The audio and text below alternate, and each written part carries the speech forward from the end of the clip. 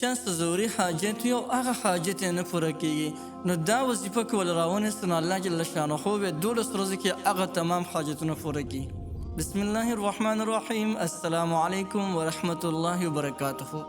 زما وروڼو او خویندو، نن درته د حاجت د پوره کېدو دپاره د یا بدیع العجائب بالخیر یا بدیع یو داسې وظیفه درته ښیم. کله چې تاسو دا وظیفه وکړئ، الله جل جلاله به ستاسو زرګونه حاجتونه پوره کړي. څومره ارمانونه چې د ستاسو په زړه باندې، نو الله جل جلاله به دله زر تر زر پوره کړي. د حاجت د پوره کېدو دپاره دا یو ډېره زبردسته وظیفه ده. صرف 12 ورځې کول دي او په 12 ورځو کې به دی الله جل جلاله تمام حاجتونه پوره کړي.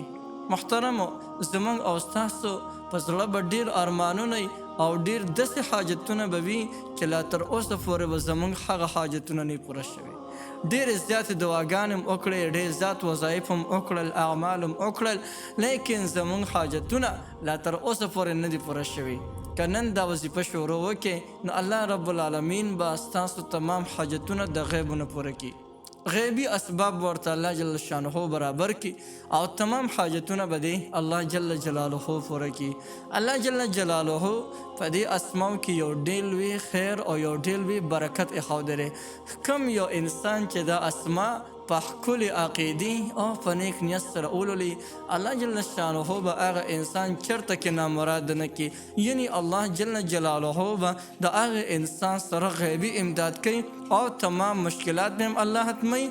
ورسرې چې د دې انسان څومره حاجتونه وي، نو هغه تمام حاجتونه به الله جل جلاله پوره کوي. دا داسې پاورفل او داسې زبردست وظیفه ده. محترمه، که زمونږ او ستاسو داسې حاجتونه لکه د هر چا حاجتونه مختلف وي، زما حاجت مختلف، ارزو مې مختلف، د زړه ارمان مې مختلف دی.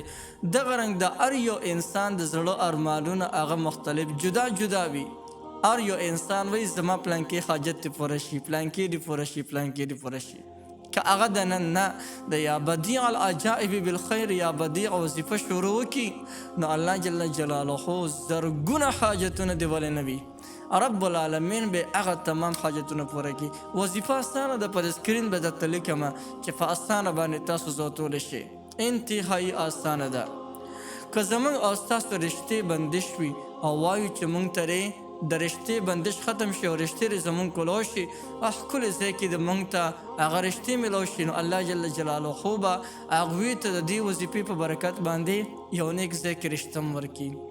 د یو کس د هغه کاروبار نه وي، د کاروبار د میلاوېدو دپاره بلکل که دا وظیفه وله وکړي، نو الله جل جلاله به هغوی ته کاروبار ورکړي. د چا اولاد نافرمانه دی، که د نافرمان اولاد دپاره دا وظیفه رونیسي، الله جل شانه به تابعدار کړي. که د چا ښځه نافرمانه وي او دا وظیفه هغې دپاره رونیسي، 12 ورځو کې به هغه د دې تابعداره شي. یا د چا خاوند دی او بد اخلاقه دی، انتخایي د ژبې نه ډېر زیات تیره دی، ډېر زیات تیز دی، نو که د هغې دپاره هم د یا بدیع العجائب بالخیر یا بدیع دا وظیفه ولرونیسي، نو الله جل شانه به هغه خاوندم نیک کړي. یعنی بیا به فضول کنځلې نه کوي، فضول تنګول به نه کوي، او فی غورونه به خو هم نه کوي. دې کې رب العالمین دومره لوی پاور ایښودی دی. دې نه علاوه که د ستاسو یو بل ضروري حاجت دی او هغه حاجت زمونږ او ستاسو نه پوره کېږي، نو د یا بدیع العجائب بالخیر یا بدیع وظیفه ولرونیسه، رب العالمین به ستاسو هغه تمام حاجتونه پوره کړي. او داسې ځای نه به ورته الله جل جلاله اسباب برابروي چې زمونږ به په وهم فهم او ګمان کې خم نه تېرېږي. خپله به ښه خیران پاتې شي چې زما دا حاجتونه دا څنګه پوره شول او د کوم ځای نه پوره شول. نو محترمو، دا وظیفه د قرض دپاره هم کولی شي. چا باندې قرضونه دومره ډېر راوښتي دي چې د ده دا سټ یې بلکل راګیر کړی دی. دی د شرم د لاسه بهر ته نشي وتلی، چا سره سترګې نشي لګولی. نو که د یا بدیع العجائب بالخیر یا بدیع همدا وظیفه ولرونیسي، نو 12 ورځو کې به انشاءالله چې الله جل جلاله تمام قرضونه ختم کړي او داسې ځای نه به ورته څه سبب برابر شي چې دی به ورته خپله حیران پاتې شي. د دې انسان په وهم ګمان کې به هم نه تېرېږي، داسې ځای نه به ورته هر څه برابرېږي. محترمو که د چا روزي لنډه تنګه وي او د رزق په بابت کې انتخابي پریشانه وي، لکه بعضې وخت کې آمدني کور ته راشي، نو بیا دغه د آمدني کور ته راشي او لږه راشي، نو وافر مقدار کې چاته صحیح روزي نه میلاویږي. او بعضې خلک وی نه اوږي او نه ماړه، بس داسې ته نه پس نه د دې نه پس به که دا وظیفه د هغې دپاره رونیسئ، نو الله جل جلاله به ستاسو روزي هم ډېره زیاته پراخه کړي، ډیره انتخابي زیاتې به دله پراخه کړي او داسې به پراخه کړي چې بیا به نورو خلکو ته په ورکولو باندې مجبوره شي. داسې به د رب العالمین د روزي پراخه کړي. کاروبار دې نشته، بلکل د کاروبار دپاره هم دا وظیفه تاسو رونیسئ او په الله جل جلاله باندې توکل وکړئ، باروسه وکړئ، نو رب العالمین به ستاسو کاروبار هغه به هم روان کړي. ان تر دې ستا په زړه کې چې کم خواهشونه دي او کم ارزوګان او ارمانونه دي، د هر هغې خواهش د ارزو او د ارمان دپاره د یا بدیع العجائب بالخیر یا بدیع دا وظیفه ولرونیسه او بیا د الله جل جلاله امداد به په خپلو سترګو باندې سي کې خپله به ووینې چې الله جل جلاله ما سره څنګه غیبي امداد وکړلو. نو د کاروبار دپاره هم کولی شي، د قرض دپاره هم کولی شي، د روزۍ دپاره هم کولی شي، د رشتې دپاره هم کولی شي، د هر قسم حاجت دپاره یې کولی شي.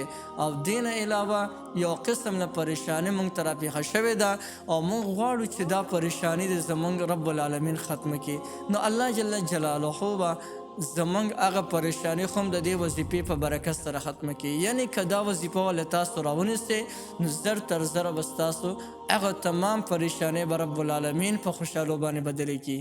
څه ټینشن کې روانې، هغه ټینشن به هم رب العالمین د دې وظیفې په برکت سره ختم کړي.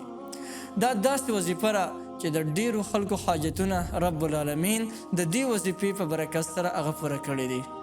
بس صرف الله باندې توکل ضروري دی او کامل یقین او باروسه ضروري ده. نو راځئ دا وظیفه درته ښیم او د دې وظیفې کولو طریقه هم درته ښیم. وظیفه دا ده چې دې سره به د ټولو اول دا خبره یاد ساتئ چې 5 واړه وخت لمونځ به پابندۍ سره کوئ.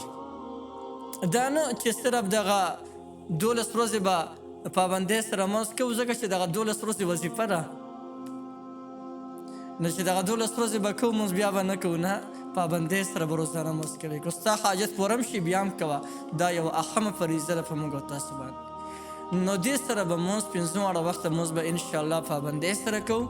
بل چې د ماسخوتن د منځه نه پس کله فارغ شو، نو 1200 کرته دا وظیفه به کوو. 1200 کرته به یا بدیع العجائب بالخیر یا بدیع وظیفه کوو.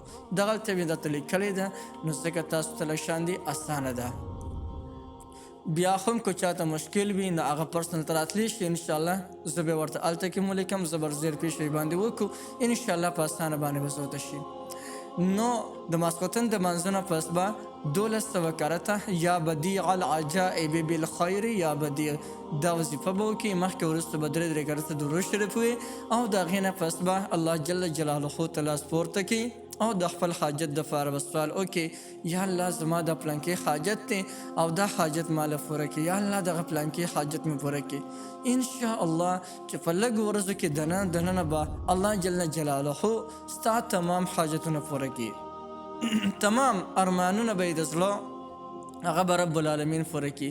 نو محترمو یو ډېره زبردسته وظیفه مې درته وښوله، دا وظیفه به 12 ورځې مسلسل همدغه پابندۍ سره کوې. نو یو ډېره زبردسته وظیفه ده، بالکل دا وظیفه تاسو کولی شئ. د دې وظیفې تاسو ټولو ته مکمل اجازت دی.